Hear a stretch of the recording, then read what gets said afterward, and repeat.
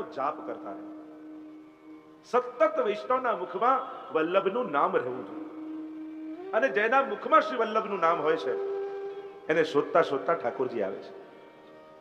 જેમ માદા વણ તેડ્યું આવે એમ દયારામભાઈ કહે, પેલા સારસ પક્ષી હોય ને, બંને એક સાથે રહે. એક જ્યાં જ્યાં એને ગોતતું ગોતતું બીજું આવી જાય. તો દયારામભાઈ કહે કે જેના હૃદયમાં, જેના મુખમાં, જેની આંખોમાં શ્રી વલ્લભનો વાસ છે, તે વલ્લભ રૂપ સ્વામીજીને ગોતતા ગોતતા ઠાકોરજી એના જીવનમાં પ્રવેશી જ જવાના છે, ત્યાં સુધી પહોંચી જ જવાના છે. એ નિશ્ચિત વાત છે. જપ શ્રી વલ્લભનું નામ છે. 84-252 ની વાર્તા પ્રસંગોમાં તમે જુઓ કેવા કેવા અનન્ય ભાવ વાળા ભગવદીઓ થયા. સુરદાસજીને પૂછવામાં આવ્યું, અરે 1.25 લાખ પદ ઠાકોરજીના રચ્યા, વલ્લભનું એકે પદ ન રચ્યું? સુરદાસજીને હસવું આવી ગયું. અરે મેં તો બધા વલ્લભના જ પદ રચ્યા છે, ખાલી નામ ઠાકોરજીનું ધર્યું છે. છતાંય તમે કહો છો તો આજે પદ રચું છું. મારા 1.25 લાખ પદોના ફલરૂપ છે. અને પદ રચું દ્રઢ ઇન ચરણ ન કેરો ભરોસો, શ્રી વલ્લભ નખ ચંદ્ર છટાબિન સબ જગમાં અંધેરો. સૂર્ય કહા કહે વિવિધ આંધરો, बिना मोल को चेहरा, साधन और नहीं या कली में जासो होत निवेरो. सूर्य कहा કહે દ્વિવિધ આંધરો, बिना मोल को चेहरा. દ્વિવિધ આંધરો, જેને બે નથી દેખાતા એવો આંધળો છે. વલ્લભ અને પ્રભુને ક્યારે જુદા કરીને મેં જાણ્યા નથી, બંનેને એક રૂપ કરીને જાણ્યા છે. સાધન और नहीं આ કલી, આ કલિયુગમાં બીજું કોઈ સાધન નથી, એક જ સાધન છે અને એ છે વલ્લભના ચરણ કમલનો આશ્રય. જે વલ્લભીય જનો છે, જે પુષ્ટિજનો છે, જે શુદ્ધ પુષ્ટિ માર્ગી જીવો છે, એને અનન્ય ભાવે શ્રી વલ્લભનો આશ્રય કર્યો. આ જ એક કુંચી છે, આ જ એક ચાવી છે, જે પ્રભુના એ નિજ ધામમાં પ્રવેશવા માટેનું એક દ્વાર ખોલી શકે છે. બને એટલું વલ્લભનું નામ લેજો વૈષ્ણવ. જપ તપ, વલ્લભ એ વૈષ્ણવ માટે તપ છે. વૈષ્ણવજનો વનમાં જઈને આંખો બંધ કરીને તપ નથી કરતા, પણ આ દેહને વલ્લભની સેવામાં ઘસી નાખી અને વલ્લભનો તપ કરે છે. રામદાસજીની પ્રસંગ જુઓ, ઊંધા ઊંધા ચાલે, મહાપ્રભુજી ચાલતા હોય અને ઊંધા ચાલે, અને સેવા કઈ કે મહાપ્રભુજી ખુલ્લા ચરણારવિંદથી પૃથ્વી પરિક્રમા કરી રહ્યા છે, ક્યાંક મારા વલ્લભના ચરણારવિંદમાં કોઈ કાંટો કાંકરો ન વાગી જાય. એટલે એક જ સેવા, મહાપ્રભુજી ચાલતા હોય ને ઊંધા ઊંધા ચાલે અને રસ્તો સાફ કરતા જાય. મહાપ્રભુજી ઘનઘોર વનમાંથી પસાર થાય, કેડીઓમાંથી પસાર થાય, પર્વતોમાંથી પસાર થાય, આમની એક જ સેવા, બસ મહાપ્રભુજીનો માર્ગ સ્વચ્છ કરે. આ તપ વલ્લભનું નામ છે. એક વાર તો પગમાં કાંટો વાગ્યો સ્વયં રામદાસને, અને મનમાં વિચાર થયો કે મારા પગમાં કાંટો વાગ્યો, લોહીની ધારા વહે છે, પણ જો હું ઊભો રહીશ તો વલ્લભ ઊભા રહી જશે. અને જે જીવનો ઉદ્ધાર કરવા વલ્લભ પધારી રહ્યા છે, એના ઉદ્ધારમાં ક્ષણવારનો વિલંબ થઈ જશે અને એ ભગવતી જીવ જીવી નહીં શકે. એટલે હું જો ઊભો રહીશ તો વલ્લભ ઊભા રહેશે, અને એટલી ક્ષણનો એના ઉદ્ધારનો વિલંબ થઈ જશે. પગમાં કાંટો ઘૂસ્યો છે, લોહીની ધારા વહે છે અને ચાલતા જાય છે. મહાપ્રભુજીની દ્રષ્ટિ પડી, અરે રામદાસ, કાંટો કાઢી લો. આ તપ વલ્લભ છે વૈષ્ણવ માટે. કૃષ્ણદાસ મેઘન મહાપ્રભુજીની સેવામાં છે, મુરમુરા આરોગવાની ઈચ્છા થઈ અડધી રાતના, અને પૂર આવ્યું છે ગંગાજીમાં, છલાંગ લગાવી કૃષ્ણદાસ મેઘને બીજે પાર જઈ અને મુરમુરા લાવીને શ્રી મહાપ્રભુજીના ચરણે ધર્યા, સમર્પિત કર્યા. અરે આ ક્યાંથી લાવે? જયરાજ આપની ઈચ્છા થઈ, અને આપની ઈચ્છા એ અમારા માટે તો આજ્ઞા કહેવાય. આજ્ઞા ગુરુએ કરવી ન પડે, ગુરુની ઈચ્છા એ સેવક માટે તો આજ્ઞા છે. તપ વલ્લભ છે. અનેક વાર્તા પ્રસંગો તમે જોઈ લો, કેવું તપ કર્યું છે વલ્લભની સેવાનું. આજ વૈષ્ણવનું તપ. ગજન ધાવન ને ઠાકોરજી ઘોડો કરે, હાથી બનાવે અને ચલાવે નવનીત પ્રિયાજી, ઘૂંટણો છોલાઈ જાય, લોહીની ધારાઓ વહે. કોઈ વૈષ્ણવે કહ્યું કે એકવાર કહી દો ઠાકોરજીને, તમારા ઘૂંટણો છોલાય. ગજન કહે કે જેમ ચંદનનું લાકડું હોય ને, ઘસાય તો એમાંથી ચંદનની સુગંધ નીકળે, એમ વૈષ્ણવનો દેહ સેવામાં ઘસાય તો જ એમાંથી વૈષ્ણવતાની સુગંધ નીકળતી હોય છે. આ દેહ તો એમના માટે જ મળ્યો છે. વૈષ્ણવને દેહ એના સુખ ભોગવવા માટે નથી મળતો, પ્રભુના સુખ માટે મળે છે. અને એટલે જ વૈષ્ણવો જો આંખ જોઈ રહી છે તો એવું માનજો કે ઠાકોરજી ઈચ્છે છે કે તમે એમને જુઓ, તમારા કર્ણ સાંભળી રહ્યા છે તેવું માનજો કે ઠાકોરજી ઈચ્છી રહ્યા છે કે તમે એને સાંભળો. તમે બોલી શકો છો તેવું માનજો કે ઠાકોરજી ઈચ્છે છે કે તું મારા ગુણગાન કર. તમારા પગ ચાલે છે તેવું માનજો કે ઠાકોરજી ઈચ્છે છે કે તું દોડી દોડીને મારી સેવા કર. મળેલો દેહ જો સેવામાં ઉપયોગ નથી થતો તો એ દેહ બંધન કરતા છે. પ્રભુએ સેવા માટે આ ઇન્દ્રિયોને દેહ આપ્યો છે અને એમાં જોડવું એમાં જ એની સાર્થકતા છે. વાણી ગુણાનું કથને શ્રવણૌ કથાયામ હસ્તૌ ચ કર્મસુ મનસ્તવ પાદયોર્નઃ. નલકુબર અને મણિગ્રીવે પ્રગટ કરેલી વાણી કેવલ આપણા ગુણોનું ગાન કર્યા. આમ ઇન્દ્રિયોને ભગવાનમાં સમર્પિત કરવી એ જ વૈષ્ણવોનું તપ છે. આ માર્ગ તાપનો માર્ગ છે. અહીંયા કઈ ભાગી જઈને જંગલમાં જઈને તપ નથી કરવાનું. અને માણસ ભાગીને જાય કોનાથી? પેંડો પડ્યો અને ખાવાની ઈચ્છા થઈ તમને, વાંક પેંડાનો કે જીભનો? જીભનો કહેવાય કે પેંડાનો કહેવાય? આપણે બધા વાંક પેંડાનો કાઢીએ. અરે વાંક તો જીભનો છે. અને એ જીભ જ્યાં પણ જશે પેંડા ગોતતી જ રહેશે. તો ઈંટ ચૂનાના પથ્થરોની દિવાલોમાં સંસાર નથી હોતો. સંસાર તો માણસના મનમાં હોય છે. અને એ મનમાં જયારે ઠાકોરજીને બિરાજમાન કરી દો, તમારો સંસાર જ વૈષ્ણવનો સંસાર બની જાય. એના કેન્દ્રમાં પ્રભુ બિરાજી જાય. પંચ શ્લોકી નામના ગ્રંથમાં મહાપ્રભુજી આજ્ઞા કરે છે કે ગૃહમ સર્વાત્મના ત્યાજ્યમ તચ્ચે તક્તુમ ન શક્યતે કૃષ્ણાર્થ નિયોજિત કૃષ્ણ સંસાર મોચક. ઠાકોરજીને ઘરમાં પધરાવી લો. ઘર છોડી ન શકતા હો તો એક જ ઉપાય, ઘરમાં પ્રભુને પધરાવી લો. તમારું ઘર જ વ્રજ બની જશે. પછી ઘર છોડીને જવાની જરૂર જ નહીં પડે. આ ઘર છોડીને ભાગવાની જરૂર એને પડે છે જેને ઘરના 5 લોકોમાં વૈષ્ણવ નથી દેખાતા, જે ઘરમાં ઠાકોરજી નથી પધરાવતા, જેને ઘરમાં ઠાકોરજીની સેવામાં આનંદ આવવા લાગે અને ઘરના વૈષ્ણવ વ્યક્તિઓમાં વૈષ્ણવ દેખાવા લાગે, એને ઘર છોડીને ક્યાંય ભાગવાની જરૂર નથી. આપણી તકલીફ છે નજીકના લોકોમાં વૈષ્ણવ ન દેખાય, દૂર દૂરમાં વૈષ્ણવ લાગે. ઘરે બિરાજતા ઠાકોરજીમાં ઠાકોરજી ના લાગે, પણ જેટલી દૂર યાત્રા કરવા જાવ એમ લાગે કે આ ભગવાનને મળીને આવ્યા. આપણી તકલીફ જ છે. તપ શ્રી વલ્લભની સેવા, જપ તપ નેમ, આપણો નિયમ કયો? શ્રી વલ્લભના ગુણગાન કરવા, વલ્લભની આજ્ઞાનું પાલન કરવું, એ જ વૈષ્ણવનો નેમ છે. વલ્લભી થઈને રહે. શ્યામદાસ સુથાર કેવી આસક્તિ વલ્લભના સ્વરૂપમાં, જ્યાં સુધી જુએ નહીં, અન્ન જળ લે નહીં. આ નેમ. લોકો જુદા જુદા નિયમ લે. એકવાર રોજ સવારે પડે ને આખો ચોક નંદાલયનો ભરાઈ જાય એટલે આ ગોપીજનોને પૂછ્યું યશોદાજીએ કે અરે તમારે કોઈ નિત્ય નિયમ ધર્મ કર્મ છે કે નહીં? રોજ સવારે પડે નંદાલયમાં આવી જાવ છો. ત્યારે ગોપીજનોએ કહ્યું, યહ નિતનેમ યશોદાજુ મેરે તિહારે હી લાલ લડાવન કો. આ તારા લાલનને લાલ લડાવવા એ જ અમારો નિત્ય નિયમ છે. એમ વલ્લભના ગુણગાન, વલ્લભની આજ્ઞામાં રહી વલ્લભમાં અનન્ય આસક્તિ કરવી, એ જ વૈષ્ણવનો નિયમ. જપ તપ તીર્થ, તીર્થ શ્રી વલ્લભ છે. જેને વલ્લભમાં અનન્ય આસક્તિ છે એના માટે તો સગળા તીર્થો શ્રી વલ્લભની ભીતર બિરાજે છે. યાહી મે યમુના, યાહી મે ગોકુલ, યાહી મે બ્રજમંડલો, સબન તે શ્રી વલ્લભ નામ ભલો. આપણે ત્યાં તો વાર્તા પ્રસંગમાં આવે ને કે રૂક્ષ્મણીને ગંગાજી કો પાઈ, તો કહ્યું નહીં, ગંગાજીને રૂક્ષ્મણી કો પાઈ. ગંગાજીના કિનારે રહેતા પણ ક્યારે ગંગાજીમાં સ્નાન કરવા નહોતા ગયા, સેવામાંથી સમય ન મળે. અને જયારે દેહ છૂટ્યો ત્યારે એટલું કોઈ બોલ્યું કે ગંગાજીને પ્રાપ્ત થયા, ત્યારે એમ કહ્યું કે એમ ન બોલો, ગંગાજી રૂક્ષ્મણીને પ્રાપ્ત થયા છે. વૈષ્ણવ માટેનું તીર્થ શ્રી વલ્લભ ના દંડવત, વલ્લભના ઝાલીચરણ સ્પર્શ, શ્રી વલ્લભની સેવા, એ જ વૈષ્ણવનું પરમ તીર્થ છે. જપ તપ તીર્થ નેમ ધર્મ, ધર્મ રૂપ સ્વયં વલ્લભ છે. અને વલ્લભની સેવા, વલ્લભની પ્રાપ્તિ, એનાથી મોટો બીજો કોઈ ધર્મ વૈષ્ણવનો નથી. પદ્મનાભદાસજીની વાર્તામાં તમે જુઓ, મહાપ્રભુજી ભોજન કરવા બિરાજેલા છે અને રસ્તામાં કોઈ શેઠને કોઈ ડાકુએ લૂંટી લીધો એટલે પોતાનું ધન ખોવાઈ ગયું. એટલે શોધતા શોધતા આવ્યા મહાપ્રભુજીની કુટિયા, ત્યાં નિવાસ છે આ ડેલમાં, અને થયું કે લાવ પૂછી જોઉં કે મારું ધન ક્યારે મને મળે. અહીંયા મહાપુરુષ રહે છે ને એવું મહાત્મ જ્ઞાન નહીં વલ્લભનું. મહાપ્રભુજી ભોજન કરવા બિરાજ્યા છે, બહાર પદ્મનાભદાસજી ઉભા છે અને શેઠજી કે મારે મળવું છે મહાપ્રભુજી, પૂછવું છે મને મારું ધન ક્યારે મળે. બહુ સમજાવે, અરે ભોજન કરી રહ્યા છે, શ્રમ પડશે, ઉભા થવું પડશે, પણ મારે જાણવું છે, મારે પૂછવું છે, માનતો જ નથી. ત્યારે પદ્મનાભદાસે કહ્યું, તારે ધન જોઈએ છે ને, આવ મારી સાથે.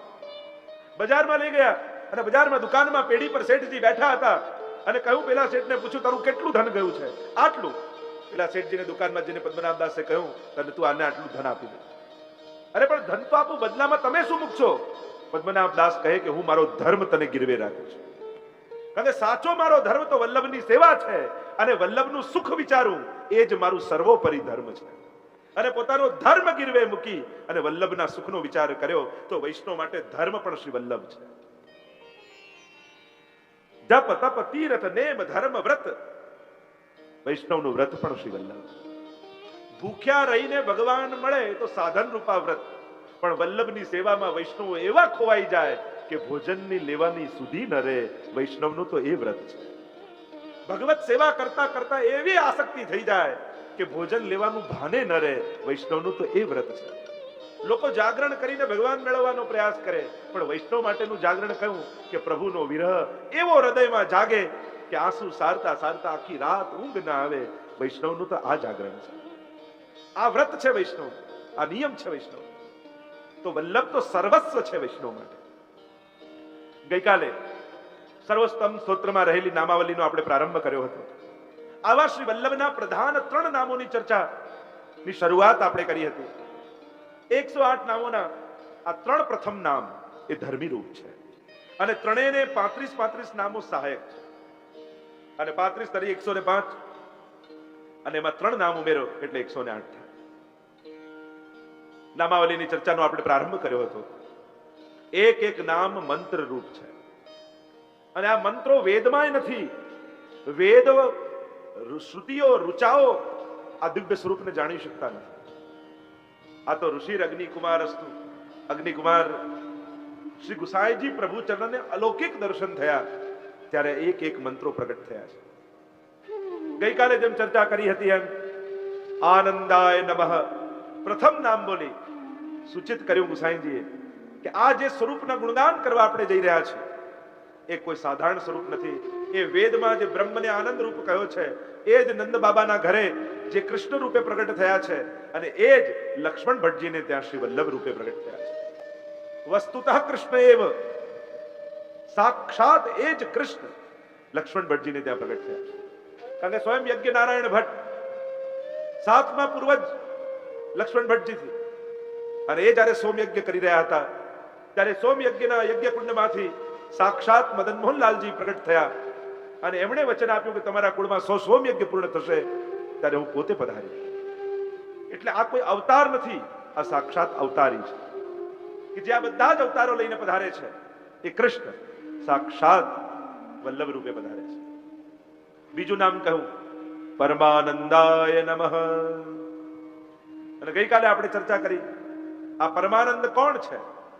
આનંદને જે માણે એ પરમાનંદી થાય, અને આનંદ રૂપ કૃષ્ણને માણનારા શ્રી સ્વામિનીજી છે. અને પરમાનંદના નામ કહી સૂચિત કર્યું શ્રી વલ્લભ એ સાક્ષાત સ્વામીજીનું સ્વરૂપ છે, સાક્ષાત સ્વામીજી સ્વરૂપ. અને એટલા માટે જ અનેક વાર્તા પ્રસંગોમાં, અનેક ગ્રંથોમાં આ સૂચિત કરવામાં આવ્યું સાક્ષાત સ્વામીજી વલ્લભ રૂપે પધાર્યા છે. લીલાથી વિખુટા પડેલા જીવોને ફરી ભગવત લીલામાં અંગીકાર કરવા માટે એ જ સ્વામીનીજી શ્રી વલ્લભ રૂપે પધારે. એવો પ્રસંગ આપણે ત્યાં લીલામાં મળે છે કે જ્યારે ઠાકોરજી વ્રત છોડીને મથુરા પધારતા હતા, અને મથુરા પધારી રહ્યા છે ત્યારે બધા જ ગોપીજનો રડી રહ્યા છે.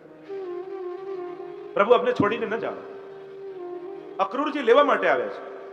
ગોપીઓ કહે અક્રૂર તું તો ક્રૂર છો, અમારા પ્રાણને તું લઈ જઈ રહ્યો છે. બધાને મનાવે છે ઠાકોરજી, પણ પ્રભુની દ્રષ્ટિ પડી રાધાજી સ્વામીજી તરફ, અને સ્વામીજીને રડતા જોયા એટલે ઠાકોરજી નિકટ આવ્યા ને કહેવા લાગ્યા, અરે રાધાજી, બધા રડે તો સમજાય, પણ હું ને તમે જુદા થોડી છીએ, આપણે તો એક જ છીએ, છતાંય આપની આંખમાં આંસુ કેમ? ઘણી વાર લોકો એમ કહે કે રાધા અને કૃષ્ણ મળ્યા કેમ નહીં? કિનારાઓ અલગ રહીને ઝરણને જીવતું રાખે, અલગતા આપણી પ્રણયને જીવતું રાખે. બે કિનારાઓ અલગ રહે ને તો જ એમાં પ્રવાહ વહેતો રહે, પણ જો બે કિનારાઓને એમ થાય કે ભેગા થઈ જઈએ તો પ્રવાહ વહેતો અટકી જાય. એમ ઘણીવાર બે જણા અલગ રહીને પ્રેમને જીવંત રાખતા હોય છે. અને જીવંત રાધા અને કૃષ્ણ બે અલગ રહીને પણ એ નિશ્ચલ ને શુદ્ધ પ્રેમને જીવંત રાખે છે, એ ભક્તિને જીવંત રાખે છે. રાધાજી આપ કેમ રડી રહ્યા છે? પ્રભુ, હું જાણું છું કે આપણે એક છીએ, કણ કણમાં આપ છો, પણ આંખીને એસી ટેવ પડી, આ આંખોને આપને જોવાની આદત પડી છે. આપને જોયા વગર કેમ જીવાશે? સંભવ નથી મારું જીવન. પ્રભુ વારે ઘડીએ મનાવે, અને મનાવીને પ્રભુનો રથ ચાલ્યો આગળ. મથુરા પધાર્યા, વિશ્રામ ઘાટ પર મુકામ કર્યો, અને વિશ્રામ ઘાટે બિરાજમાન થયા, આરામ કર્યો, વિશ્રામ કર્યો, એટલે એનું નામ પડ્યું વિશ્રામ ઘાટ. પણ પ્રભુની આંખે આ બધા રડતા વ્રજભક્તો દેખાય છે. પ્રભુના હૃદયમાં ઉદ્વેગ થવા લાગ્યો. હું મારા ગોપીજનોને રડતા મૂકીને આવ્યો, પણ એ મારા વિયોગમાં જીવી નહીં શકે, શું કરું? યમુનાજીને યાદ કરવા લાગ્યા. કારણ કે ઠાકોરજીને થયું કે મારા જેવું સાક્ષાત સ્વરૂપ શ્રી યમુનાજીનું છે, અને મારે તો અવતારે કાર્ય કરવા જવું છે આગળ, પણ મારા વગર આ નહીં જીવી શકે. એટલા માટે મારા સ્વરૂપનો અનુભવ કરાવવા માટે યમુનાજીને યાદ કર્યા, અને યમુનાજી પ્રગટ થઈ ગયા. શું આજ્ઞા છે પ્રભુ? અને ત્યારે ઠાકોરજીએ પોતાનો રાસનો મુગટ યમુનાજીના મસ્તક પર ધરાવ્યો, પોતાની સમગ્ર વ્રજલીલાની સાક્ષીરૂપ કાછની વડી કરીને યમુનાજીને ધરાવી, અને પોતાના કંઠમાં જે ગોપીજનોએ ઠાકોરજી પધારી રહ્યા હતા વ્રજમાંથી, અને દરેક ગોપીજને એક એક કમળ લાવીને આપ્યું સ્વામીજીને, અને સ્વામીજીએ કમળની માળા સિદ્ધ કરી. એ કમળ એ સાધારણ કમળ નહોતા, એ સાક્ષાત ગોપીજનોના હૃદય હતા, અને હૃદય રૂપી માલા ઠાકોરજીને કંઠમાં ધરાવેલી. એટલે ઠાકોરજીએ માલા કમળની વડી કરી અને યમુનાજીના હાથમાં, અને કહ્યું, હે યમુનાજુ, જ્યારે જ્યારે મારા નિજજનોને, મારા વ્રજભક્તોને મારો વિરહ થાય અને એવી ક્ષણે પહોંચી જાય કે એમનો દેહ છૂટી જાય, એ જ ક્ષણે, એ પૂર્વ આપ આ સ્વરૂપ ધારણ કરીને એમની આગળ પ્રગટ થઈ જજો. આપના દર્શન કરીને એમને એવો જ અનુભવ થશે જાણે સાક્ષાત મારા દર્શન કર્યા. અને એટલા માટે યમુનાજીએ મુકુટ કાશીનો શૃંગાર ધરી હાથમાં માળા લઈ લીધા. અને ઠાકોરજીએ કહ્યું, જ્યારે વર્ષો વીતશે અને લીલાથી આ વ્રજ લીલાના જીવો લીલાથી વિખુટા પડી ભૂતલ પર પડશે, ત્યારે સ્વામીજી એ લીલાથી વિખુટા પડેલા જીવોને ફરી લીલામાં અંગીકાર કરવા માટે ભૂતલ પર શ્રી વલ્લભ રૂપે પધારશે. વલ્લભ રૂપે પધારશે, મનુષ્ય આકાર ધારણ કરશે. ત્યારે એ લીલાના જીવો, આસુરી જીવો, સંસારી જીવો સાથે મળી એવા એકબીજામાં એકમેક ખોવાઈ જશે કે સ્વામીજી જલ્દી એ જીવોને ઓળખી નહીં શકે કે આમાં દૈવી કોણ ને આસુરી કોણ. એવા એકમેકમાં ખોવાઈ જશે, ભળી જશે. ત્યારે હે યમુનાજી, આ જે આપને માળા મેં આપી છે, એ માળા લઈને આપ સ્વામીજીને આપજો, અને આ માળાના દર્શન કરતા જ સ્વામીજીને દરેક દૈવી જીવોનું ઓળખાણ થઈ જશે. અને આ માળા જ્યારે સ્વામીજી મારા કંઠમાં ધરાવશે, ત્યારે સર્વ દૈવી જીવોનો મારી સાથે બ્રહ્મ સંબંધ થઈ જશે. અને એમ કહેવાય છે કે જ્યારે ઠકરાણી ત્રીજના દિવસે મહાપ્રભુજી પારાયણ કરવા માટે યમુનાજીના ઘાટ પર બિરાજમાન થયા, અને યમુનાજીના અલૌકિક સ્વરૂપનું જ્યારે પ્રશ્ન કર્યો કે આમાં ગોવિંદ ઘાટ કયો ને ઠકરાણી ઘાટ કયો, ત્યારે સાક્ષાત યમુનાજી યમુના જલમાંથી પ્રગટ થયા, 16 વર્ષ યુવતી સ્વરૂપ, અને કમળની માળા લઈ, એક હાથમાં છડી લઈ, અને યમુનાજી ચાલતા ચાલતા પધાર્યા. મહાપ્રભુજીએ યમુનાષ્ટક રચ્યું, અને યમુનાજીના હાથમાં એક કમળની માળા જોઈ શ્રી મહાપ્રભુજી રૂપ સ્વામીજીને સર્વ દૈવી જનોની સુધી થવા લાગી. અને યમુનાજીએ માળા શ્રી વલ્લભને આપી, અને પારાયણ પૂરું થયું. એકાદશીની રાત્રિ આવી, અને એ સમયે પવિત્ર એકાદશીની રાત્રિએ સાક્ષાત ઠાકોરજી પ્રગટ થયા, અને મહાપ્રભુજીને બ્રહ્મ સંબંધ મંત્રનો ઉપદેશ આપ્યો. અને ત્યારે એ કમળની માળા બીજું કોઈ નહીં, એ જ પવિત્રા છે. અને પવિત્રા રૂપ કમળની માળા લઈ મહાપ્રભુજીએ ઠાકોરજીને કંઠમાં ધરાવી, અને એ નિમિત્તે સર્વ દૈવી જીવોનો બ્રહ્મ સંબંધ મહાપ્રભુજીએ ઠાકોરજી સાથે કરાવ્યો. આ સાક્ષાત સ્વામીજી વલ્લભ રૂપે પધાર્યા, અને પવિત્ર એકાદશીની રાત્રિએ જ આપ સૌનો સંબંધ મહાપ્રભુજીએ એ જ ક્ષણે સર્વ દૈવી જીવોનો સંબંધ ઠાકોરજી સાથે કરાવી દીધો. અમે લોકો તો હવે ખાલી વિધિ કરાવીએ છીએ, બ્રહ્મ સંબંધ તો મહાપ્રભુજી જ આપ લોકોનો કરાવી ગયા છે. જેમ કમલાજીના પિતાજીનું શ્રાદ્ધ ગુસાઈજીએ કરાવ્યું, વાર્તા પ્રસંગ વાંચો દામોદાસ સરસાનીજીની અને ત્યાં ભાવ પ્રકાશમાં લખ્યું કે કેવલ દામોદાસજીના પિતાનો ઉદ્ધાર નથી કર્યો, પણ આજ સુધી દામોદરદાસજી તો સમસ્ત દૈવી જીવોના પ્રતિકાત્મક છે. કેવલ એમનું શ્રાદ્ધ કરીને એમના પિતાનો ઉદ્ધાર ન કર્યો, પણ સમસ્ત વૈષ્ણવોના પૂર્વજોનો ઉદ્ધાર શ્રી ગુસાઈજીએ કરાવી દીધો છે. એ એક શ્રાદ્ધ કરાવી કેવલ દામોદાસજીના પિતાજીનું સમસ્ત જીવોના પિતૃઓના ઉદ્ધાર કરી દીધા. એમ જ એ બ્રહ્મ સંબંધ જ્યારે ઠાકોરજીએ મહાપ્રભુજીને આપ્યું અને જ્યારે દમલાજીને બ્રહ્મ સંબંધ થયું, એટલે કેવલ હવે તો અમે આપ લોકોને વિધિ કરાવીએ, સંબંધ તો વલ્લભ જ કરાવી રહ્યા છે. તો આમ પરમાનંદાય નમઃ કહી સાક્ષાત સ્વામીજી રૂપ શ્રી વલ્લભ ભૂતલ પર પધાર્યા છે, એમ સંકેત શ્રી ગુસાઈજી કર્યો છે. અને ત્રીજું નામ આપ્યું તે ધર્મી રૂપ છે. શ્રી કૃષ્ણાસ્યાય નમઃ, શ્રી કૃષ્ણાસ્યાય નમઃ, શ્રી કૃષ્ણાસ્યાય નમઃ, શ્રી કૃષ્ણાસ્યાય નમઃ, શ્રી કૃષ્ણાસ્યાય નમઃ, શ્રી કૃષ્ણાસ્યાય નમઃ. શ્રી કૃષ્ણ આસ્ય, શ્રી કૃષ્ણનું મુખારવિંદ, એવા શ્રી વલ્લભને નમન કરીએ છીએ. ત્રીજું સ્વરૂપ જેને સાક્ષી લીલાના સાક્ષી સ્વરૂપ કહીએ છીએ, જેનું પ્રાગટ્ય સ્વામીજી અને ઠાકોરજીના હૃદયમાં રહેલા સ્ત્રીભાવ અને પુંભાવથી થયેલું છે.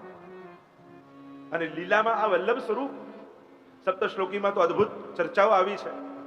જ્યારે ગોપીજનોને વિરહ થાય, કયા કયા પ્રકારે આ વલ્લભ સ્વરૂપ જે લીલામાં બિરાજે છે એ ઠાકોરજીના અને ગોપીજનોના કાર્યો સિદ્ધ કરે છે.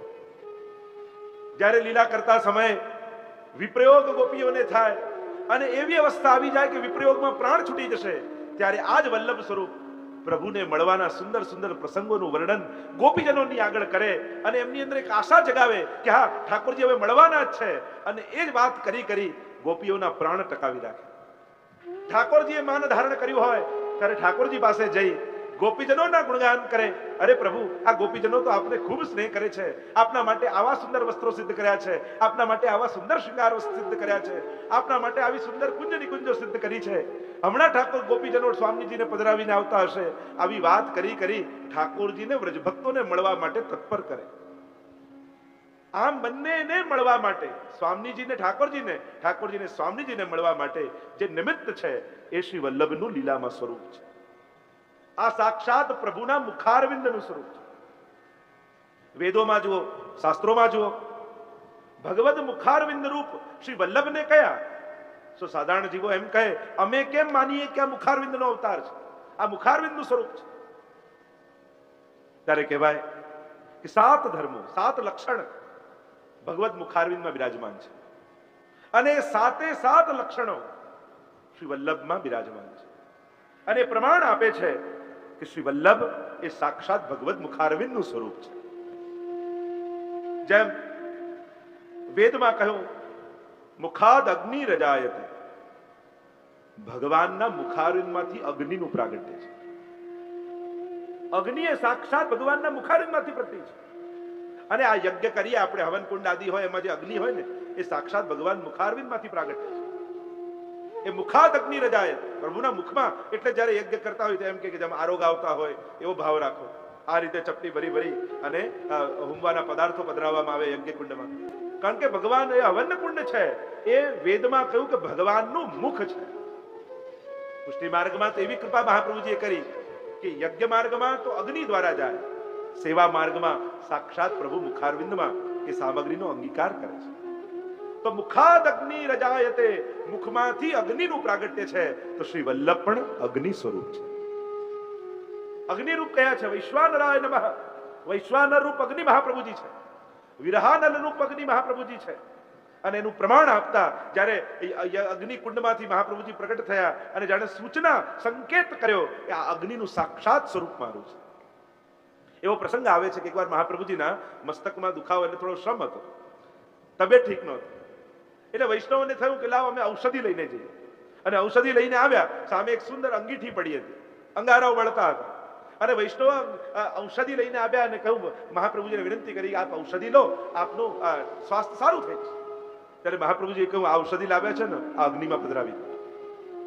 અરે જરા જ આપને આરોગવાની છે, મેં તમને કહ્યું ને અગ્નિમાં પધરાવી દો. અને જ્યાં અગ્નિમાં પધરાવી મહાપ્રભુજીને ઠીક થઈ ગયું. અને વૈષ્ણવોને જાણે સંકેત કર્યો કે સાક્ષાત મારું સ્વરૂપ એ આ અગ્નિનું જ સ્વરૂપ છે. પ્રમાણ કરીને બતાવે. તો પ્રભુના મુખારવિંદમાંથી અગ્નિનું પ્રાગટ્ય અને શ્રી વલ્લભ એ સાક્ષાત અગ્નિ રૂપ છે. એવા અનેક પ્રમાણો. અગ્નિ રૂપો દ્વિજાચાર્યો ભવિષ્યામિહ ભૂતલે વલ્લભો અગ્નિ રૂપ સ્યાદ વિઠ્ઠલ પુરુષોત્તમ. ભવિષ્ય પુરાણમાં ઉલ્લેખ કરવામાં આવ્યો કે આ રીતે પ્રભુનું પ્રાગટ્ય થશે. અગ્નિ રૂપ વિઠ્ઠલ પુરુષોત્તમ, મહાપ્રભુજી સાક્ષાત અગ્નિ રૂપ અને સાક્ષાત વિઠ્ઠલનાથજી એ પુરુષોત્તમ.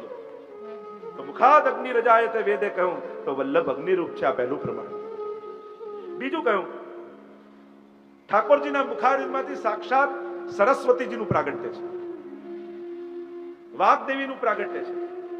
તો શ્રી વલ્લભ પણ વાગપતિ છે. સરસ્વતીજી પ્રભુના મુખારવિંદમાંથી પ્રગટ એનું સ્થાન છે. તો વલ્લભ વાગપતિ છે. આપણે ત્યાં અનેક પ્રસંગો આવે છે. ઘટ સરસ્વતીનો પ્રસંગ આવે છે વાર્તા સાહિત્યમાં. એવો વિદ્વાન હતો કે સરસ્વતીજીને ઘડામાં પૂરી રાખે અને બધા જોડે જે ગામમાં આવે એની જોડે શાસ્ત્રાર્થ કરવા જાય. એનું નામ જ પડી ગયું એ વિદ્વાનનું ઘટ સરસ્વતી.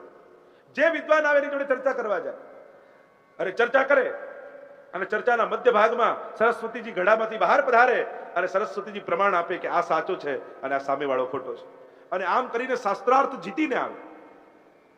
મહાપ્રભુજી એકવાર ઉજ્જૈન પધાર્યા અને આ ઘટ સરસ્વતીને થયું કે આવા વિદ્વાન છે, લાવો શાસ્ત્રાર્થ કરવું અને એમને હરાવો. ઘટ સરસ્વતી શ્રી મહાપ્રભુજી સાથે શાસ્ત્રાર્થ કરવા આવે. ગળાને બાજુમાં મૂક્યો અને શાસ્ત્રાર્થ ચાલ્યો મહાપ્રભુજી સાથે.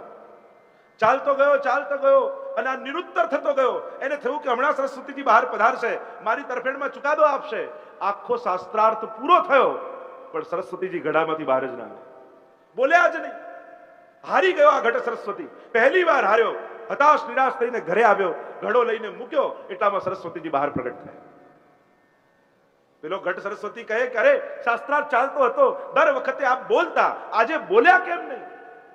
ત્યારે સરસ્વતીજી કહેવા લાગ્યા કે બધા વિદ્વાનો છે એ તો મારા પુત્રો છે એટલે દરેકની આગળ હું બહાર પ્રગટ થઈને બોલતી, પણ જ્યારે સામે પતિ બેઠા હોય તો મારાથી કેમ કરીને બોલાય?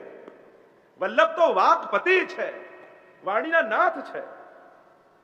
આમ ભગવદ મુખારવિંદમાં સરસ્વતી છે તો શ્રી મહાપ્રભુજી પણ વાકના પતિ છે, એના નાથ છે. 100 બ્રાહ્મણો એક સાથે નક્કી કર્યું કે આપણે એકલા જઈએ છે તો હારીને આવી જઈએ છે, એક સાથે 100 પ્રશ્ન કરીએ. અને ઉજ્જૈનમાં મહાપ્રભુજી બિરાજે છે. 100 બ્રાહ્મણો આવ્યા, એક સાથે 100 પ્રશ્નો કર્યા અને મહાપ્રભુજીએ 100 મુખારવિંદ ધારણ કરી એક જ ક્ષણે 100 બ્રાહ્મણોને ઉત્તર આપી દીધા. એવા શ્રી વલ્લભ જે વાકના પતિ છે. અને આ બીજું લક્ષણ છે, શ્રી મહાપ્રભુજી સાક્ષાત ભગવદ મુખારવિંદનું સ્વરૂપ છે.